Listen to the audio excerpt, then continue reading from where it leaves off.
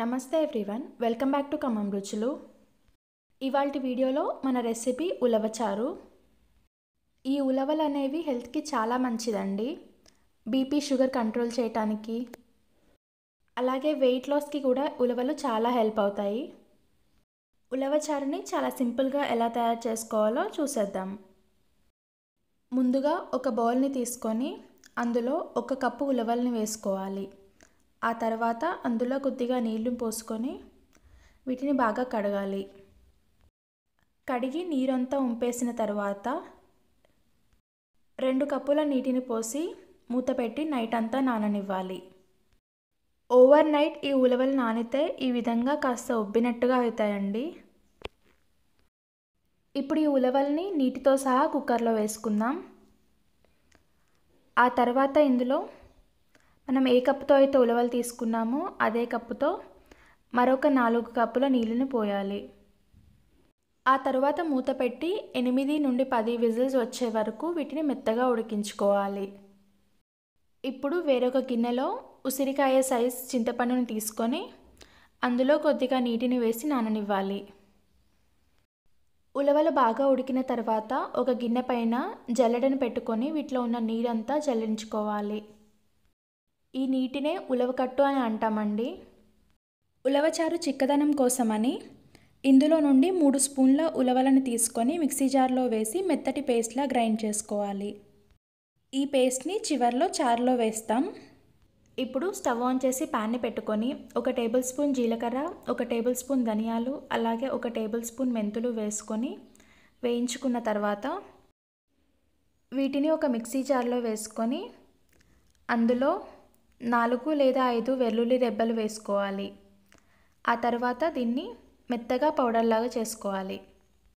ఇప్పుడు స్టవ్ పైన వేరొక బాండిని పెట్టి అందులో 2 టేబుల్ స్పూన్ల ఆయిల్ని వేసి ఆ తర్వాత 5 లేదా 6 ఎండుమిరపకాయలని వేసుకొని వేయించుకోవాలి. ఇవి కాస్త వేగిన తర్వాత సన్నగా పొడుగ్గా తరుక్కున్న పచ్చిమిర్చిని కూడా వేసుకోవాలి. మనం ఇక్కడ కారం వాడటం లేదు కాబట్టి పచ్చిమిర్చి, ఎండుమిర్చి ఎక్కువగానే పడతాయండి. ఆ తర్వాత ఇందులో కాస్త కరివేపాకు, అలాగే 1/2 టేబుల్ స్పూన్ పసుపు వేసుకొని అన్నిటినీ కలుపుకొని వేయించుకోవాలి. ఈ పోపు అంతా బాగా వేగిన తర్వాత ఉలవకట్టును కూడా ఇందులో వేసుకోవాలి. ఆ తర్వాత ఒక 2 నిమిషాల పాటు ఈ చారుని ఉడకనివ్వాలి. ఇప్పుడు దీంట్లో చింతపండు రసాన్ని కూడా వేసుకోవాలి. ఇప్పుడు ఈ చారుని కలుపుతూ ఉడికిస్తూ ఉండాలి.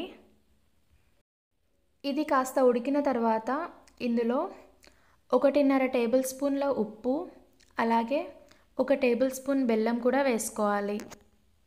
ఈ చారు అంతా ఉడుకుతూ ఉండగానే ఇందులో ముందుగా మనం మిక్సీ పట్టి ఉంచుకున్న జీలకర్ర, ధనియాలు, అలాగే మెంతుల పొడిని కూడా వేసుకోవాలి.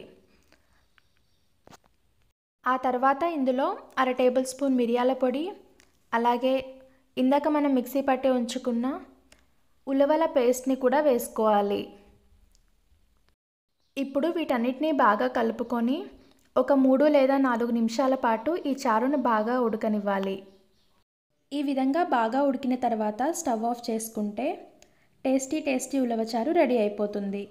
ఈ ఉలవచారులో మనం ఉల్లిపాయలు వేయటం లేదు కాబట్టి దీన్ని 15 రోజుల వరకు నిల్వ చేసుకోవచ్చు. ఇది చల్లారే కొద్దీ చిక్కబడుతూ ఉంటుంది కాబట్టి తయారు చేసుకున్నప్పుడు ఈ కన్సిస్టెన్సీలో ఉండే విధంగా చూసుకోవాలి. ఇక్కడ మిగిలిపోయిన ఉలవలని మనం చారులో వాడటం లేదు కాబట్టి వీటిని పోపు వేసుకొని గుగ్గీలలా తింటే చాలా బాగుంటాయండి. ఈ టేస్టీ హెల్తీ ఉలవచారు రెసిపీని మీరు కూడా ఒకసారి ట్రై చేసి ఎలా ఉందో కామెంట్ చేయండి.